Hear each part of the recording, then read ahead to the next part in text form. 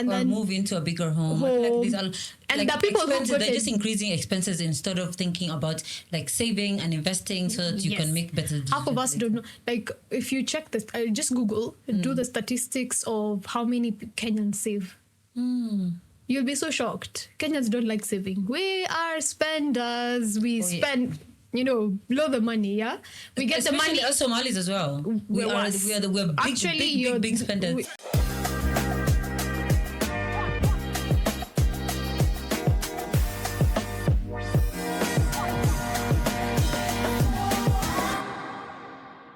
Assalamu alaikum and welcome back to another episode of the Cultured Voices podcast. I'm your host, Dr. Fatima Muhammad, and today I have one of the most incredible people that I know.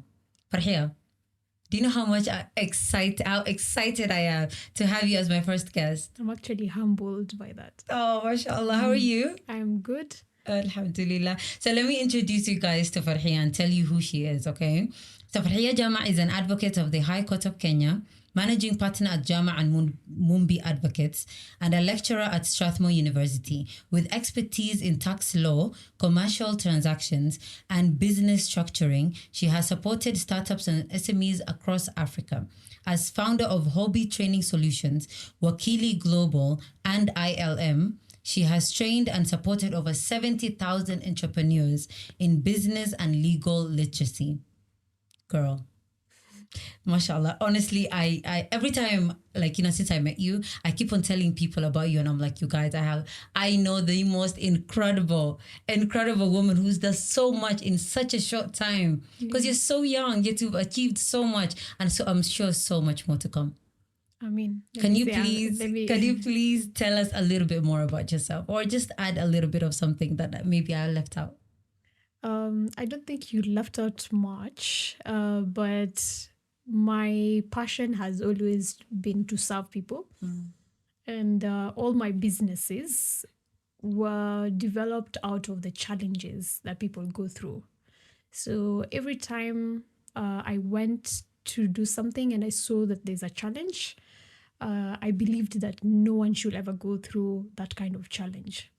Because all of us in this world, we are always thinking about today and us and, benefiting yourself. But then, having a purpose beyond you. Okay, what have you done for other people? And for the community. Yes.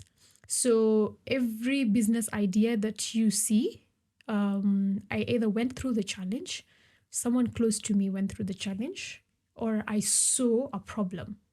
And I was like, I think this should stop, So that's what I need you to know. It's not about just a journey. It's not about just achievements. It's about impact. Impact. Oh wow, I love that. Impact is everything.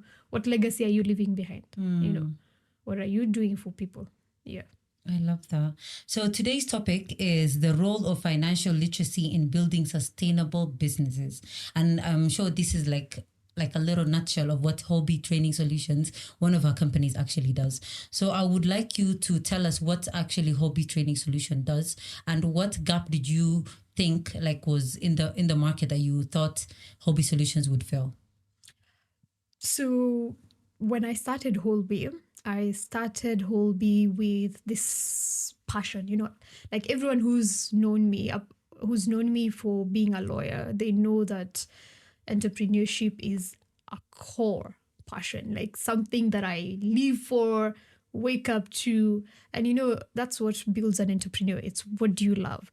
So I love business, and I know people already know. Even my friends make fun of me. They're like, if you're talking to Farhia, just go and bring a business deal for her. She'll be giving you all the attention you need. And that's where my passion came from. I loved business since I was young, and Holby was built out of that. It was built on the basis of how can we support and empower African entrepreneurs. And mostly I love African entrepreneurs because African entrepreneurs go through a lot of challenges. Like even the idea of saying that you're a business owner or you're an entrepreneur is a taboo or a dilemma in this country or in Africa, because entrepreneurship has always been associated with failure every time.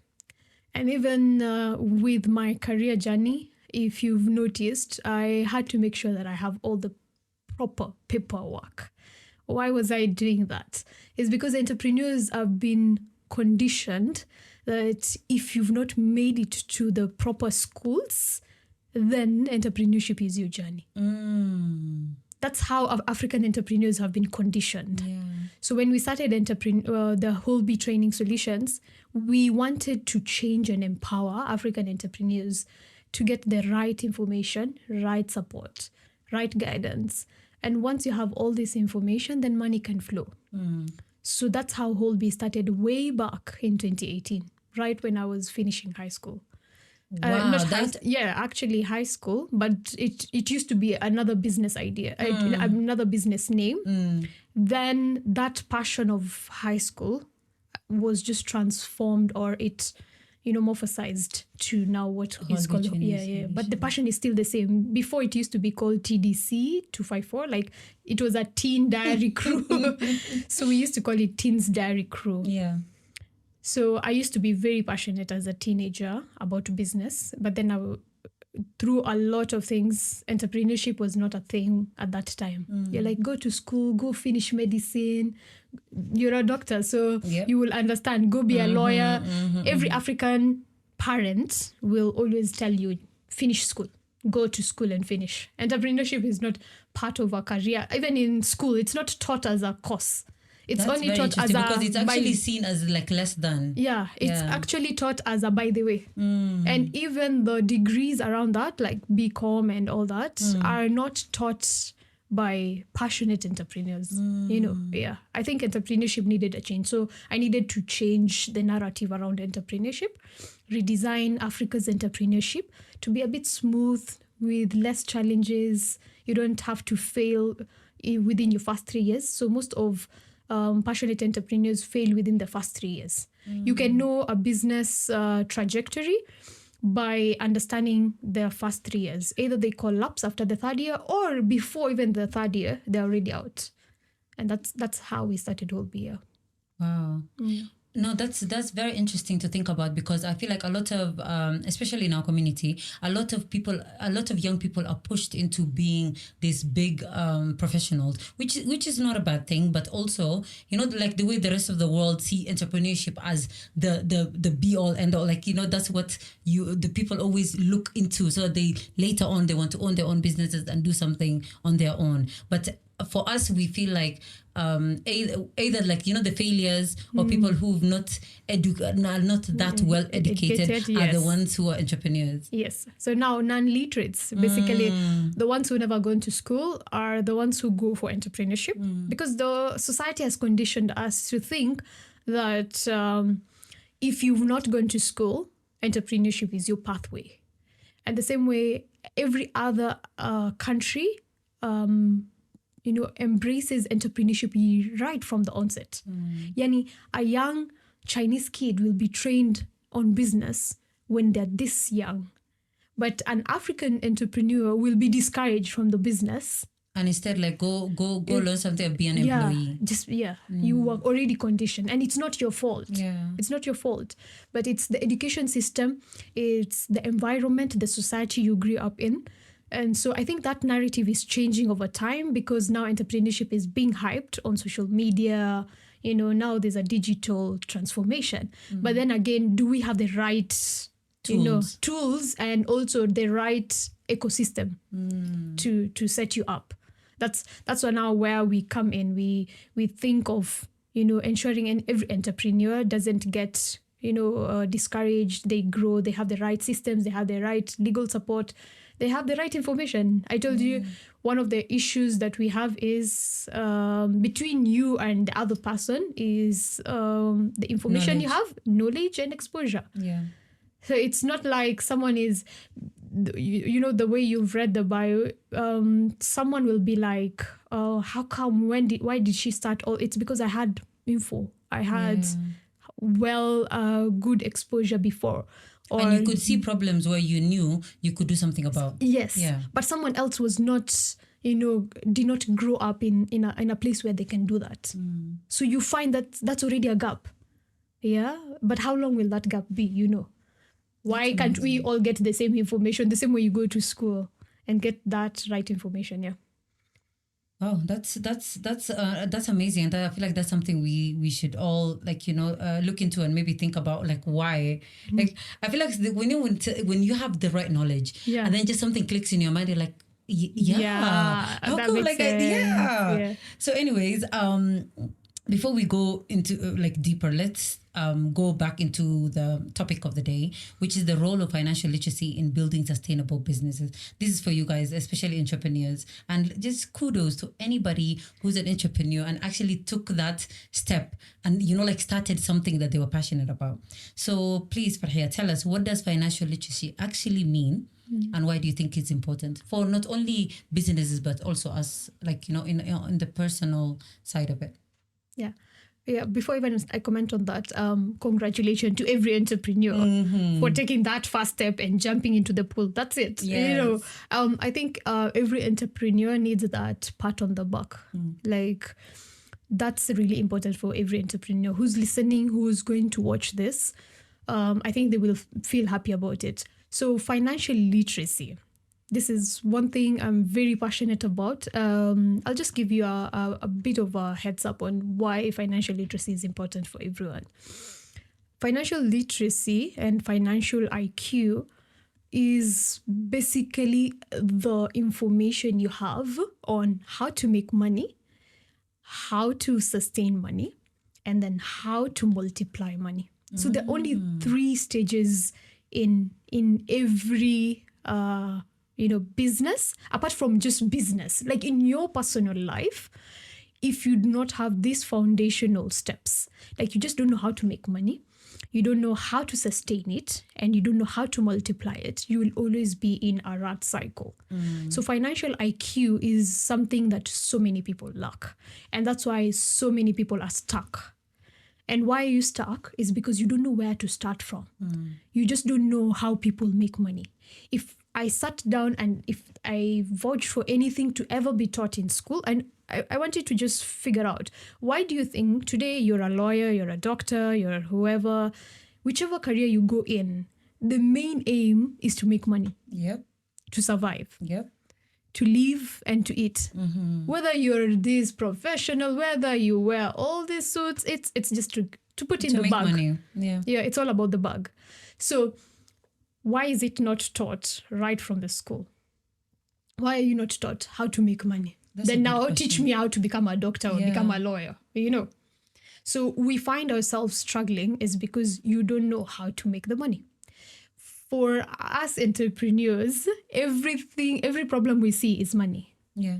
So we're already conditioned. It's because when you're an entrepreneur, you're solving a problem, but you're like, how can I make money out of it?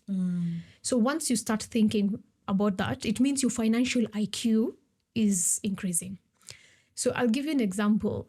So a financial IQ of a single person and a married person is totally different. You know why? Tell us, please. When you're single, you only have a few expenses. Your rent, your food, your transportation. So your mind is only limited to this amount of money. Yeah. So thinking outside the box, because you do not have a lot of obligation. Financial IQ can never even be taught in school. Financial IQ is built by the problems that you're served with. Face. Yes. So in a marriage, it means you have to fend for more people, more than you. So you have to think about your children, you have to think about your wife, you have to think about feeding all these people. So it's not about feeding yourself. So your financial IQ increases. And when your financial IQ increases, it means you have to make more money. So small money is not enough for you because you're thinking, okay, I need to think about myself, but I also have these other people I need to feed. So that's how entrepreneurs think.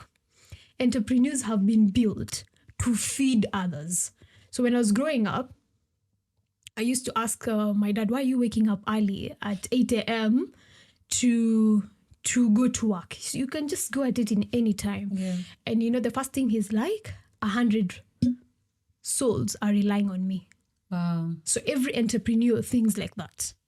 they're like, oh my God, I have 10 people I need to feed and their families and all that.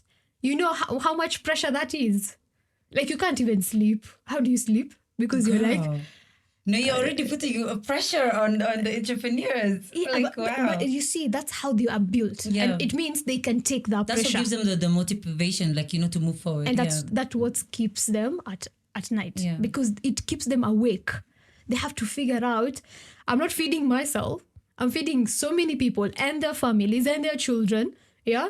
So you can't... You need to learn. You need to move forward and learn and be better. Forward. And that's what financial IQ is all about. How do you make money? How do you multiply it? And how do you sustain it? So once you know those 3 S's, security, so we go through those stages in life. Everyone, just check everyone.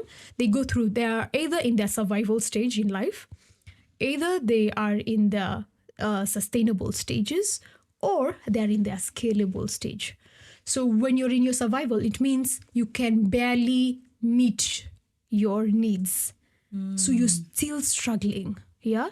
Then we have categories of people who are in the sustainable. They have a couple of streams of income.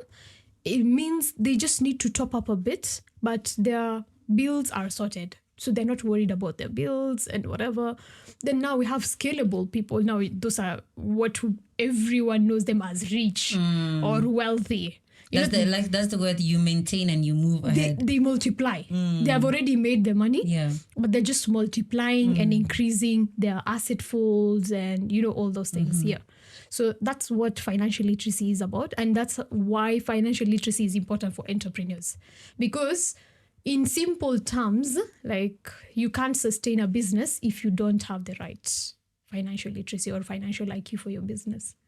That's amazing. Like, piggybacking on what you said about how we, we don't really have that much of, money conversations. Like, so do you think, the topic of money is a taboo? And how do you think we should, go about it and make it a very, not only a comfortable topic for us to talk about, but also make, what am I trying to say?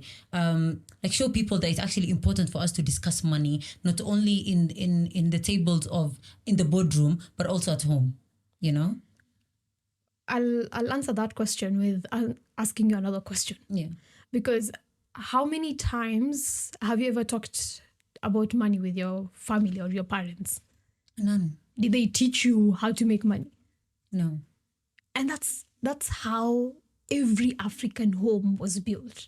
It's only a few families, who teach financial literacy and have a conversation at home. Yeah. So you grew up knowing financial discussions are not something we can have.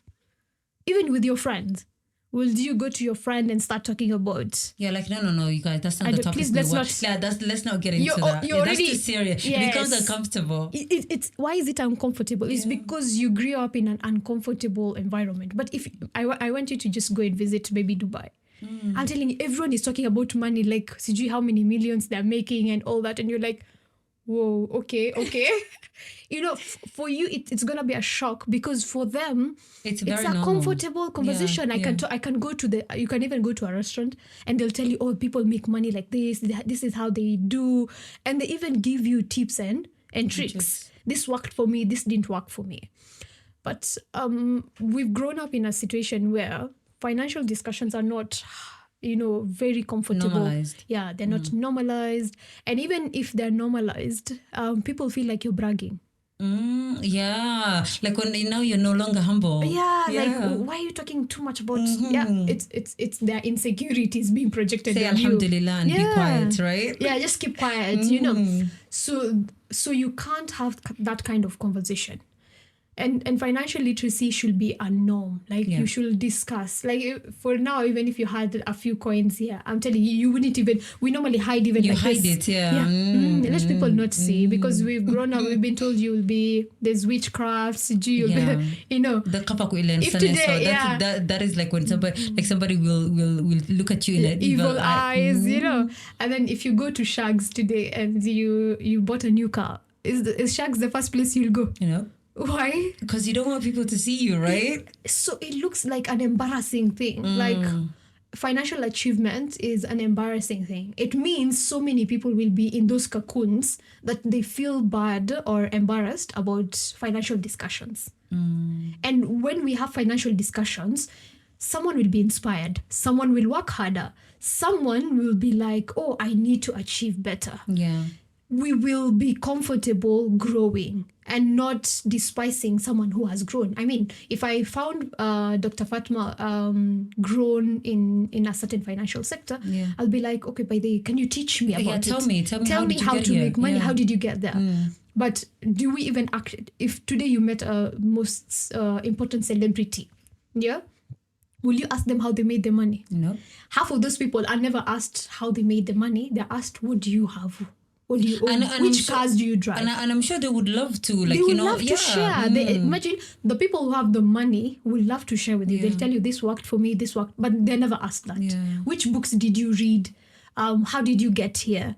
What are the risks you took? So that's exactly why financial literacy or conversations around money should stop being a taboo. Like, should be something we can have discussion. It means all of us can grow. Yeah. All of us can be on the same page. Yeah.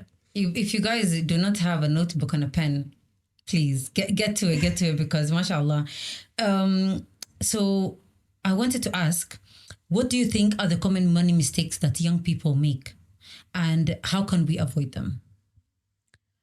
Show off. Let me start with that.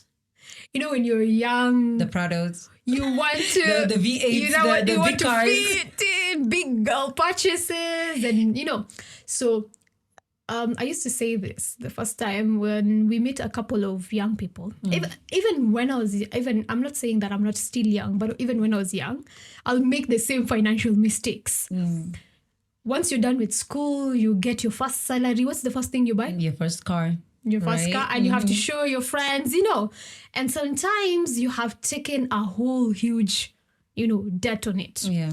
But to be honest, Fatma, at 20, like, do you really need a car, right? No, even car is a convenience, mobility. It's actually good. But if you understand financial literacy and your financial IQ is like really well developed, then you find you will make good financial decisions. Yes, you can buy the car, but do you have an asset that can sustain your lifestyle? Let's start with that. Yeah. Let me not be too complicated with that. Like, can you just tell us maintain as a young person? An asset is? Okay. So an asset is anything that brings money into your pocket. Okay.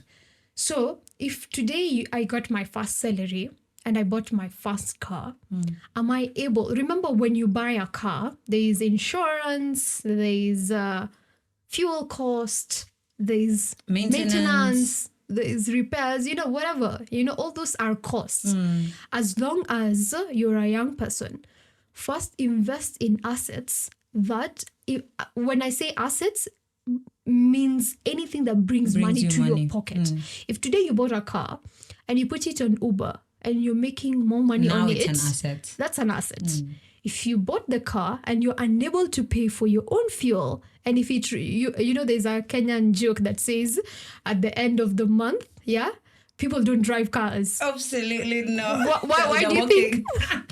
Why do you think that happens? It's because they're broke now. We're at the end of the month, we are broke. Yeah. And then now once it reaches the last week, all our cars are out. They're parked. Yeah, they're all parked. and it's a cycle. It means, why would you have fuel on a few days and then you don't have fuel on this other days? That means you did not plan, better. It's financial planning and financial management. So buying a car is not a problem. But I want you to think through it in this angle.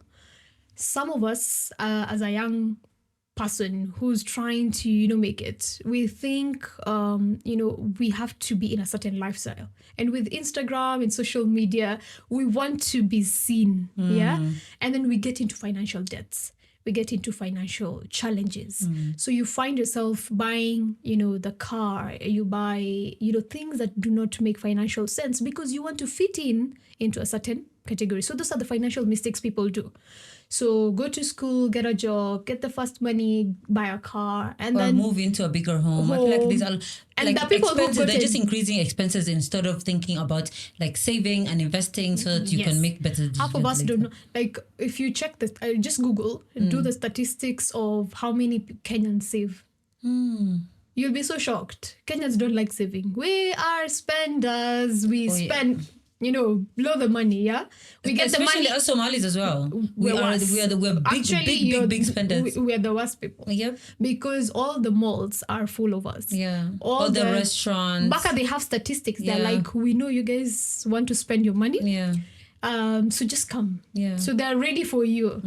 So that's one of the things. But part of the mistakes people do is we spend a lot. Yeah. So we have a consumer mindset. Anything we see on social media, we want to buy. The next new closet, new dresses. If you have 10 dresses, Fatma, and 50 shoes on your closet, man, will you wear all that? Nope. And right now, it reaches a point you're so broke and you bought 10 shoes this month and you have to buy clothes every month. Nope. So those are the financial mistakes we do. It's because it's just pure. And right now, people are just like, let's spend money on matcha. Yeah. I know I'm going to touch. Don't get us into matcha, girl. Matcha people. It's. But you know how much matcha is? No, matcha is like 600 or 700. Okay, like let's do the maths. Let's do the maths. Okay. So you've gone to 5 meetings during the week with your friends. Yeah. You've spent 600. 600 times 5 is 3,000 a week. Wow. 3,000 times 4, that's 12,000 a month just on matcha. You've not eaten food. You've not eaten all this. You know who we're talking about. Yeah, basically, right? If you have an asset paying for your matcha, yeah, that's okay.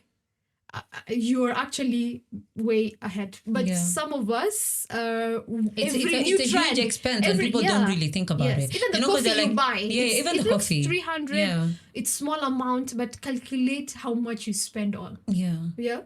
So that's the biggest mistakes we do as a young person. We spend a lot. We want to fit in. We want to spend the money. But imagine you're not making proper financial decisions at this age. It's okay to sacrifice and not go out every single weekend. Yeah. Save on that money. I know the other people who even spend 50,000 just on meals and drinks, and I wouldn't mention that. And sadly also, like, I feel like and I feel like a lot of our businesses and especially entrepreneurs, they mostly think that even meetings, I don't know why they need why do you need to go to a restaurant Java, to go? Yeah, why do we need to go to restaurants for us to have meetings? Can't we have it in your offices? I feel like there's a way as Somalis deal with money that is a bit it's a bit borderline irresponsible. Now let me explain to you why they go to restaurants. You see, when you meet me at the office, the way I'll talk to you and the way I'll talk to you in a cafe are totally different. Yeah. People actually seal deals in cafe more than. Interesting. So if you're actually going to the cafe and you're sealing a deal that is paying for your. And that's your strategy. Nice. Okay. Stay in the restaurant morning till evening. Make money. If you're making more money that way. Make money and spend. Let me tell you one thing. That's one thing that people don't understand. We actually are entrepreneurs. We budget for it. It's called CAC. Client acquisition cost. It's a cost on us. We're willing to spend that coffee on our clients. Why? I'm making a 1 million deal over coffee. And if I meet this person in a meeting, I wouldn't make that deal. I go to a golf place, not because it's just game. People seal deals there. So if I'm going to spend this cost, I'm going to make money double or 10 times more. Then it makes sense. That's financial literacy. Yeah. That's financial management. Okay. But budget for it. Yeah. For us, we budget in businesses. We budget. We have a whole budget. And have a strategy. We have a budget for branding, marketing. We have a budget for coffee and client acquisition costs. Whether it's my transportation to all this, because it makes me money. You have to spend money to make money. I love that. Yeah. So it is how people, understand financial management and planning. So let's go into like small businesses. And from your perspective, what do you think Somali businesses get it wrong when it comes to financial management? They make all the biggest mistakes. Like, I'm yet to see a few Somali companies that are really getting it right with financial management. One, bookkeeping is zero. It's not a thing for them. Hey, they wake up, they start business. There's no proper paperwork, professionalism. They just seal the deal, cafe, meet the person, make the deal. Then they spend the money. And they don't understand how much it costed for them to be able to make that. So they don't even know their pricing, their cost margins. They don't know their profits. You've just started a business. You don't have a financial projection. You do not have a financial plan. You spend. Yeah, I need this supply. I need this. I spend the money. I pay all these things. But then again, are you making back the money or are you going on a loss? Then number two, bookkeeping. They don't keep proper records. Then after a few years, every day, like my clients for tax, it's just one place. And that's how, like, taxes, that's how they accumulate. Yes. And now KRA knows like what you're doing and they're like, that's the company I need to go for. Yes. Yeah. And now they become a target because they, there's no proper bookkeeping. Yeah. Yeah. Now, so if only they kept proper records, have a file. Buying a file is how much? 200. Yeah. And keeping your receipts. Yeah. Printing your receipts. Even you don't have to print. If you're really digital, you're still young, just open a drive. It's free. Yeah. Put your statements. Put your statements. Every time you spend on these days we have all the transaction happening on your mobile app. Download. It has a feature. Download that statement that you spent maybe 20,000 on this. Then just upload it on your drive. That's it. Have a folder. You don't have to even print them. Just keep for us in that folder. And then now you can call a professional to do your bookkeeping. It's not your job to do it. You be the entrepreneur. But get the right people to do that job for you. So keep proper records. And then number two, they don't pay themselves. When you're that's a big mistake I also did. I never used to pay myself. And you are in the business, you're the hustler, you're doing everything, you're spending more money, you're putting all your efforts. Pay yourself as an entrepreneur so that you don't eat from your own business pocket. So they mix the funds for business and personal. Yeah. You're taking business money to pay for just milk pay for at rent home. at home. Yeah. Like separate your personal expenses from the business expense. Once you separate that, pay yourself a salary that can cater for your personal so that you don't affect your business. So that cash flow is really key. Yeah. Understanding that it's a big mistake that they do. And we do. Including ourselves. That is so true because I feel like even like I think most of our parents are all entrepreneurs and how they used to pay like for rent and our bills and like our schooling and our tuition was all from the business. Yes. So there was no like difference between as long as whether the business made profit or loss would be find out at the end of the year. Yeah. That's when they find out. But you see, that's why the businesses are always in the survival stage. And I say, how many businesses of those entrepreneurs have gone to an international level? That have been properly structured, that even today, if I was to buy your mom's business or your dad's business, who has been an entrepreneur for 10 years, can I buy it? No, because invest in it. Been surviving. It was survival business. It was just to feed you. So that's why I said in business, there's survival businesses. Then there's sustainable businesses. And then there's the scaling. Scalability. Scalability is when now you've gone to an international level, you can even invest in your business. We can buy you out. But most of them were survival and they keep being survival. It's just for them to feed their families. Do you think it's because mostly it's the knowledge that they don't have, the learning that is like is lacking? Because if you learn how to make better, because as we said before, entrepreneurs, like most entrepreneurs, are people who just fall into the business. It's not something like that they learned. So when you fall into it and that's how you start, like, do you think it's a lack of like the knowing, the learning, to the what is it called, the employing people who can teach you and who can do a better decision making than you who don't know? It's not the knowledge, it's the structuring. But that's the thing, though. Do you think they know about that structure? They don't know. So that means they need somebody to come up and help them structure. So they don't have the right professionals in the business and to advise them. And then number two, you grew up doing business for survival. You did what you knew best. It's not their fault. Yeah, no, it's even not. If they you see the knowledge of entrepreneurship, you learn on the game, and that's the good part of entrepreneurship. It's not taught in school. That's the fun part. It's the fun part. It's like you fall in the mud, you go again, you wake up. Yes, you learn. So the thing that people don't understand now in the aspect of business owners is they fall into the mud, but they never learn the mistake. And then there's something called you learn from other people. So you see people you don't watch, need to make the same mistakes as the other person did. Yes.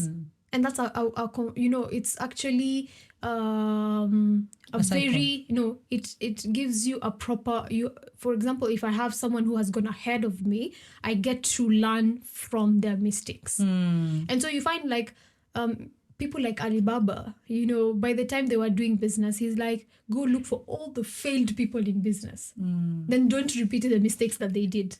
But don't you think, like, especially us, like I feel like we have a big problem in asking for help and asking for the right questions and asking for even mentorship. I think hopefully we'll get into that. But do you think it's important for us to go into mentorship and ask people for help so that they can hold your hand instead of you repeating the same mistakes as the other? So there's something called conceptual learning in business. And I like using, even when I train my entrepreneurs, I like using a mother and a child. Children don't learn how to walk if they don't see people around them walking. Yeah. And that's how business is. No one knows how to run a business until they see people around them running the business. So conceptual learning is learning how other people did it, and then now making it better. Yes, and now starting from a point of knowledge. You start from a point of, and that's why I was telling you, just go and check everyone who's failed. That's conceptual learning. It's learning how to walk for the first time and watching other people walk. So it means you have, as an entrepreneur, you don't have to go to school. You just have to go and I can just come to come to a shop and just watch them. Oh, this is how they failed. That's how entrepreneurship innovation comes about. Whatever failed for others is a business opportunity for another one. Somebody else. Yeah. And also, like, even you failing yourself, that's also a way where, like, you fail, you get up, you move, you make better decisions. You see your neighbor doing something different, and then you make a better decision. And that's how we grow, right? And I tell people I enjoy when it's rainy. During the rain, during the failures, that's actually when we make money. So for me, what I do these days is when things are really falling apart, I just stay still. I'm like, there's an innovation coming. There's something coming. So people used to ask me, why are you so calm when you are having too much problems? I'm like, that's where the money is. Please wait. Let me just find a light at the end of the tunnel, So failure is what makes entrepreneurs make the biggest amount of money. Even during COVID, the masks. Oh my! For us, we were making money. We were even trying to look for how to make, what is it called? The gel, the soaps. Hey, we were thinking like that's when I published even my first book. Wow! So we actually best entrepreneurs are built during crisis. Once you know that game, you wait for crisis. You're like, hiya, what's happening? And how can I find that business opportunity for us? Yeah. Wow. So we went a little bit into mentorship. So do you think mentorship is very important, especially for entrepreneurs? And how, because the other day I was in a WhatsApp group and somebody was asking, how can I get a mentor? Because they were looking for a mentor. So tell us, like, what do you think is, do you think it's important? And how do you think somebody can go about looking for a mentor? I think mentorship is really undervalued, and it's seen as a tedious. Why am I looking for a mentor? But to be honest, like for me, for for me to ever set up anything, I had over 8 mentors. Mm. And today I'm not a product of my own. I tell people I'm not a product of my own. In each and every industry, I never used to ask for money. I'm like, Teach me. just teach me your ways. Once you teach me your ways, I'm willing to be your student, walk beside you, do everything, even just, because mentorship reduces your product. It's called product cycle. Like, why I don't have to reinvent the wheel. There are so many people who have gone ahead of me.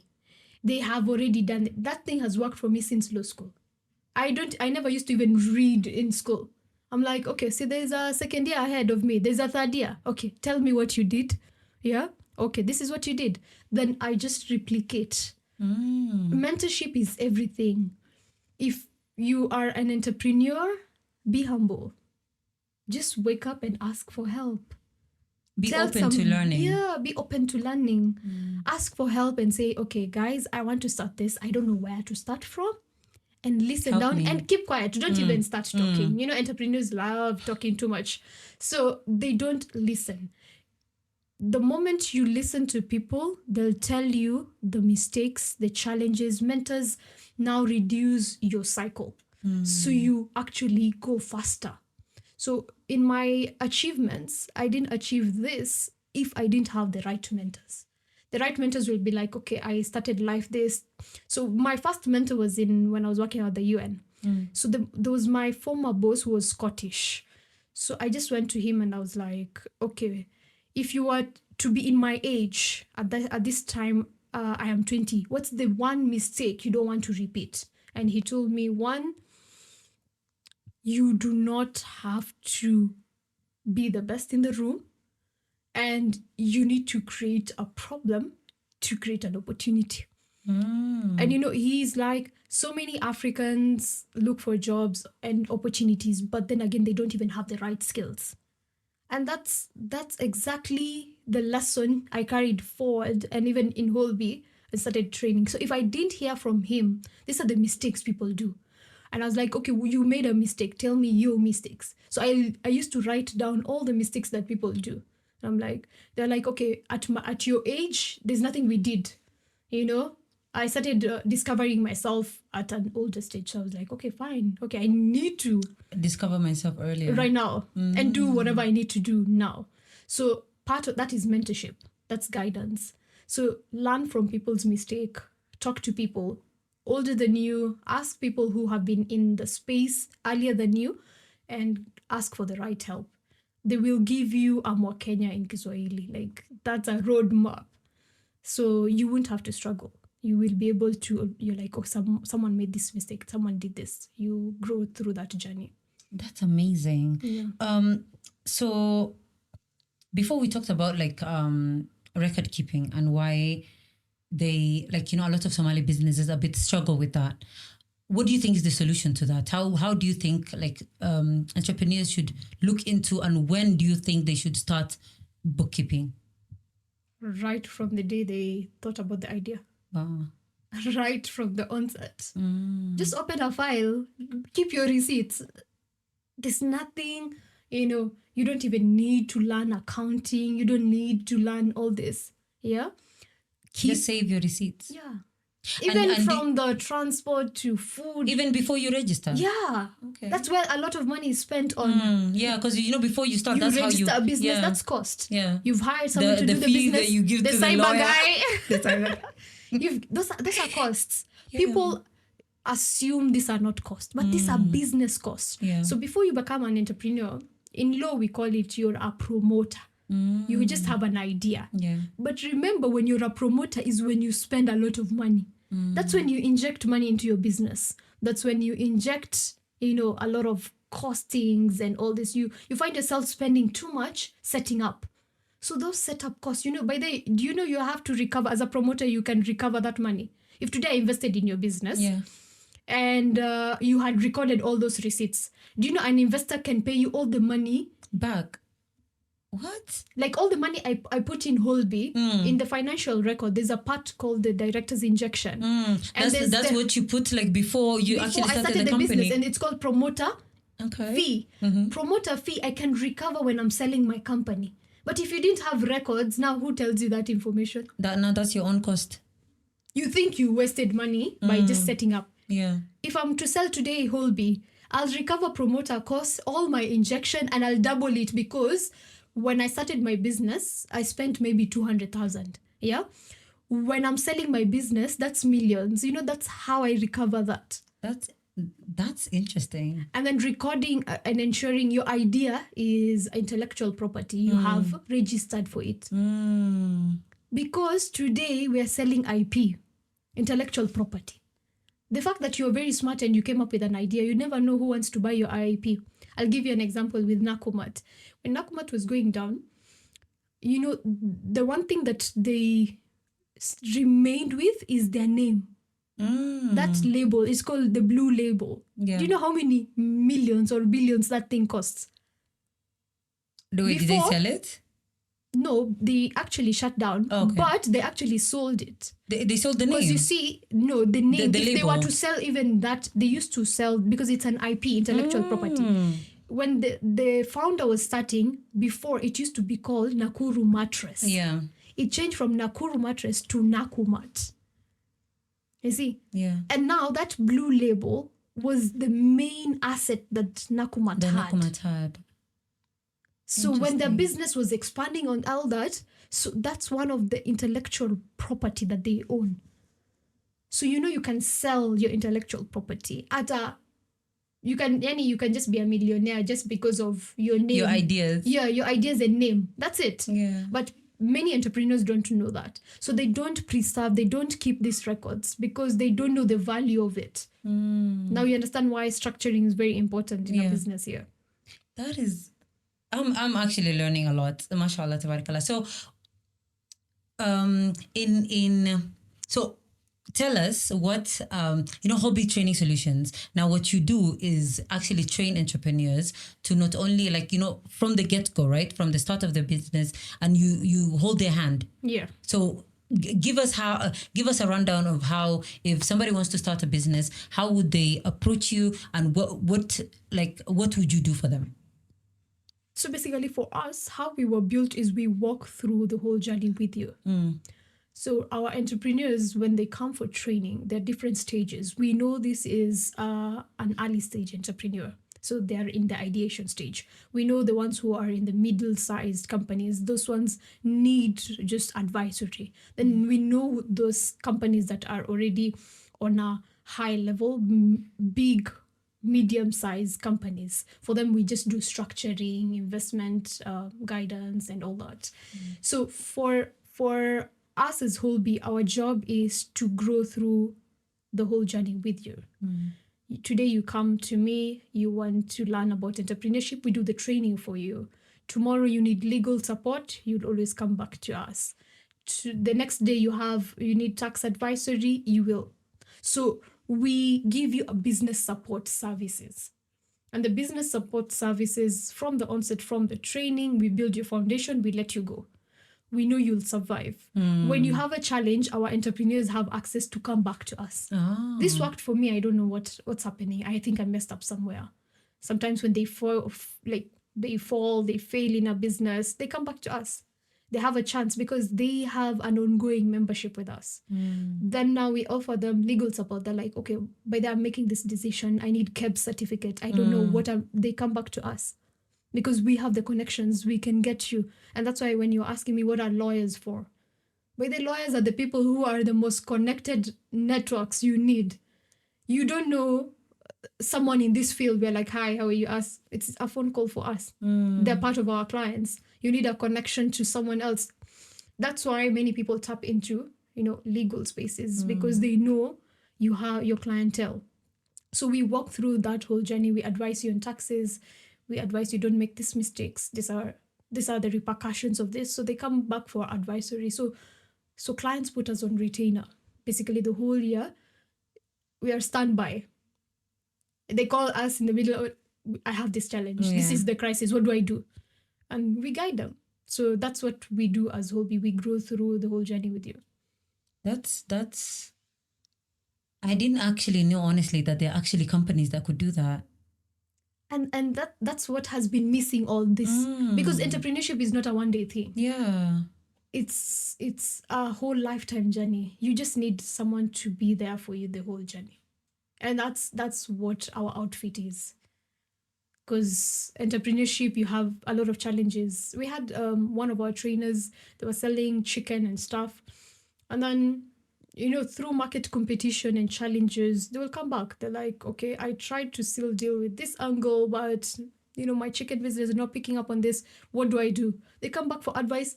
We tell them, okay, you're doing wrong strategy, move this other angle. Yeah.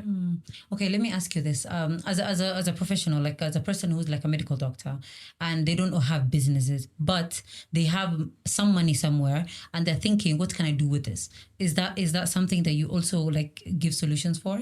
Yeah, through our other outfit, ILM now. Now ILM are people who have money, but now they call us. They're like, okay, Farhia, we don't know. Like today's meeting today I had was like, Farhia, we have this idea. You figure out how you're gonna use our money. That's our clients. That's incredible. So us, we just protect their wealth and help them, make more money, multiply, scale. Yeah. So ILM is a transaction advisory company. So what we do is we help now high-end business, high net worth clients who have money and they just don't know which business to start, including people from diaspora. They just wake up and they're like, I have this money, but I just don't know where to take it. Look for any business opportunity, because they trust lawyers. Yeah. And also... So also, like, not only do you help them figure out solutions, but you also, like, keep it confidential. Yes, that's our job now. Yeah. We keep it confidential. We help them structure and we help them know the due diligence. Like if this is a good business outfit that they can invest so that they don't lose their money. Wow. Yeah. Farhia, you're just literally dropping mashallah, tabarakallah. I feel like we've talked a lot and we have a few minutes to go. Looking back, what do you think is your what are you most proud of in your journey so far? Like out of all the companies you've started, your law, like tell us, what is the most proudest moments that you've had? I think today I can retire. What? Like, because I have achieved what I wanted in life, and I have achieved before time. Wow. And the achievement is that basically the people when you were young, there was like a role model you look up to. Yeah. I became the role model I wanted to, because I couldn't find someone who's what I want and how I want it. Girl, I'm just looking at you with awe. Like mashallah. Yeah, so I think today I can say to the You've corporate, done if today I enough. had a choice and say ma'asalam to the corporate world, I think I can do it anytime and go home and I'm like, I'm done. I'm done. So you need to teach us your ways. So it's I that's why I come to Holby. We do the training. You hear that? Yeah. So it was my goals before. The achievement is attaining financial freedom or growing, by a certain age. I know people don't like timelines and say, oh, you don't. But for me, I had a timeline. I knew before I reach 35, man, I need to achieve everything I need to achieve. And you need to slow down. And that's one of the things, rest. You need to slow down. Like the career corporate world is it's fast too much pressure, but financial freedom gives you a chance to slow down. And you can't slow down if you don't have the right, money in your pocket. So achieving that and growing through the career path, and I can say alhamdulillah. I would love to ask you more questions on like financial freedom, but inshallah, that's a whole conversation. We can't touch but it. Inshallah, we could go into that maybe next time. You're making me gonna talk about it. So I don't know how you're gonna answer this, because literally I don't know if you want to retire tomorrow, girl. I'm done. Not by then. So I wanted to ask I'm doing this work for fun now. So where do you see yourself in the next 5 years then? In the next 5 years, I see myself as I want to be an investor for the next entrepreneurs. That's the goal plan. Mm. Like just ensuring we look for the next thing. businesses, support the next year. I might not be the one putting my money, but channeling those funds to Africa. Yeah, that's the incredible. last achievement I need to achieve. Okay, so what advice would you give to somebody like a young Somali person who wants to break into either law, business, or leadership in general? An advice to them: start early. Mm. You're never too late to do anything you want. You have to have the courage. Like that's the one thing. Just have the courage and jump. Like you have all the intellectual capacity and you have all the resources you need. Just start. Don't overthink it. You don't have to be the perfect one in the room. And today we have this information is all over on your social media. Yeah. If there's anything I'll advise, Just start. change your mentality of social media from being a consumer mentality to now being a producer.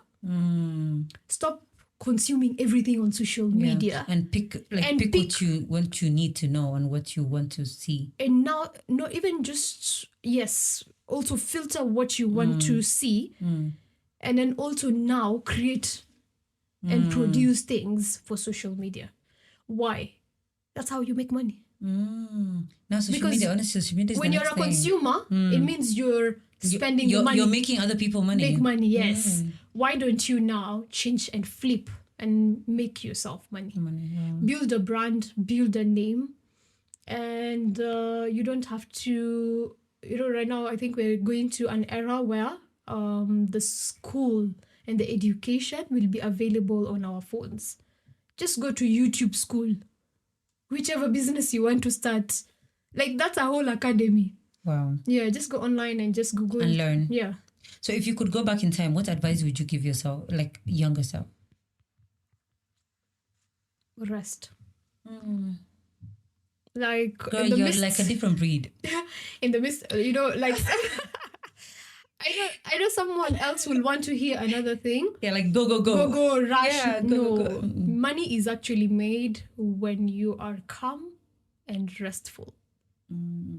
If you're in the rush, that's why people are in the rat cycle. If you're always in the rush, you're always moving, you don't have time to innovate. Yeah. And the other thing I'll advise, travel more. Even just going to the county. I'm not asking you to just go to the next county. Why? Your brain and development happens through exposure. The more you travel, the more you get exposed, you stop being in a comfort zone. So if you are able to do it way earlier right now, it means you will stop being in your comfort zone. Then move away from the people you know. Like wake up one day, just move from people you know, go to a foreign place, you don't know anyone, and then just survive there. It means you're learning something called survival and resilience. Survival and resilience makes people uncomfortable, then you work harder. But the fact that we are always in our comfort zone, I know I am in this environment, I can see Fatima who I know, it doesn't give me a chance to grow. But if I'm in an unknown environment, I wake up and I'm like, oh my God, I think I've been joking with my life. Actually, one thing, let me say, advice that I wish I had when I was younger is, especially as a medical doctor, and I think I would say this to all medical doctors specifically, and also all professionals, find out what other professionals do. Find out what they do and what makes them different, and go and sit with them. Like the way professions can just sit together, and lawyers are just being around other lawyers. Go above. Go figure, sit with doctors, go sit with accountants, go sit with the marketers, and trust me, you will learn so much. Yeah, I wish people somebody told you. And that's it's traveling in professionalism. Like you go to another different environment. Basically, it doesn't have to be a destination. It has to be the people. The people you associate with. True. Go to a place that you don't know anyone. You all these people are different careers. And ask questions. Yes, and just tell. Be curious. Just listen. Yeah, you don't even have to ask questions. Just be curious. Just hear what they do, how they do it. Yeah. It gives you a different perspective. Okay, so I think we are at the end. I would love to ask you like a quick fire round questions, and which is very simple because I would like to end it at a very relaxed way. You know what I mean? So tell us, coffee or tea? What's your preference? None. Obviously not matcha. I know that. I don't know what's the hype with matcha, guys. I don't like it either. I don't like it. None of them. I don't like coffee or tea. Juice is good for me. I tell you, I'm the opposite. Girl, how are you going above and beyond and you don't even drink any caffeine? I do drink whenever you go to meetings, but it's not my thing. Okay. Yeah. So are you a morning person or are you a night owl? I've always been a nocturnal person, night owl, but then I've changed my life. Okay. Now I'm trying to structure to be an early morning person. Like those 4 a.m. guys, yeah. That's amazing. But I used to be nocturnal all through. Like people will even call me in the middle of the night, business, Nini, you'll find me. But right now I'm stopping it. By 10, I'm out. Okay. I don't want to talk. So what is a book or a podcast that you would recommend? I wish everyone learned Financial IQ by Robert Kiyosaki and just every book around Robert Kiyosaki, all his collections. That's the guy that wrote Rich Dad, Poor Dad. Yeah, that's how people know him. Yeah. I think that should be, what are the books we used to read? The set books. I think that was supposed to be the set book we needed to have in high school. Yes. Yeah. Because that's the basic foundation of how to make money and how to keep money and all that. He teaches you a lot. Yeah, he teaches you about the rich and the poor and how his dad and all that. So all the collection, if you are able to read, that will change your life. I love that. Yeah. So wrapping up, please tell us where we can find you and where they can find Holby Training Solutions. Yeah. So I think if you just Google Farhia Jama, on all social media pages, you'll find me. My tagline is Wakili Global. And basically, Wakili is a lawyer, Yeah. So Wakili Global, Holby, you can find it. It has its own pages, Holby Training Solutions. You can find us on Holby Training Solution, Wakili Global, and Farhia Jama on all social media handles. I love that. Thank you so much, Farhia. And if you're an entrepreneur and you need help and you need somebody to hold your hand, I think now we all know where to go, right? With that being said, thank you so much, Farhia, for coming. We love to hear like what you do and who you are in general. And I would love to continue this conversation and go more. I feel like with these more we could discuss on these topics. So if you guys have any questions or any comments for Farhia, please leave in the comment section, inshallah. And you know where to find Farhia. Thank you so much for joining us in this conversation. And until next time, inshallah, assalamu alaikum.